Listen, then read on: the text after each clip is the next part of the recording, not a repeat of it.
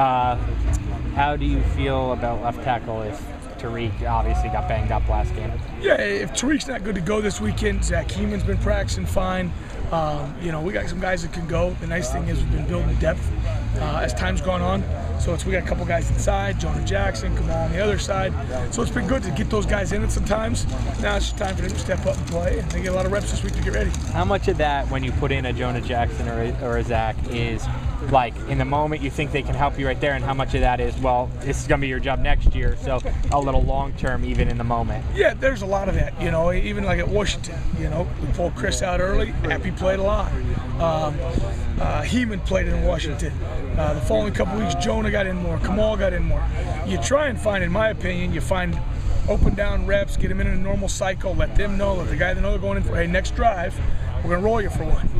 Nobody's hurt feelings, get hurt, and all that stuff. Guys know, hey, we're building depth in the unit. If it's something critical, if it's a change of possession, our ones go, they're ready to handle it. But you try and find those spots because you do want them ready to play. You want them playing when there's, games tied up, something like that.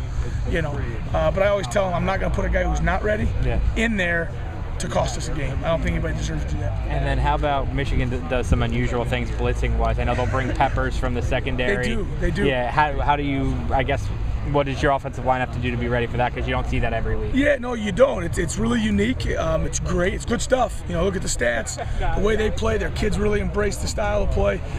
So kudos to them. We got to study our butts off. We got to work our tail off this week and be ready to go. Coach, how has Kamal been since the transition, and how's he coming along? Kamal's been great. We get to come out here and he gets, his half of reps during the practice or his portion of reps.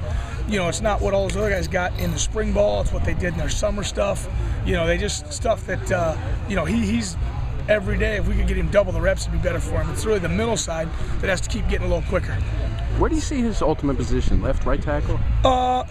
One of the tackles. One of the tackles that'll play out. He'd be a really strong guard. But the biggest thing right now is guys grasping the big picture. He knows what his job is. It's understanding how it fits into everything right now, the big picture stuff. It seemed like the one guy on their front that really stood out against Wisconsin was a 96 Glasgow. What do you guys have to do to combat him?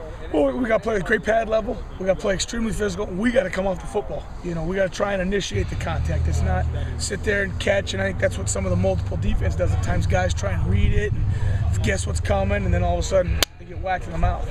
And the kids are playing fast right now. Glasgow kids are good football players. Their whole front is a really good team. So. Thanks, AJ. Thanks.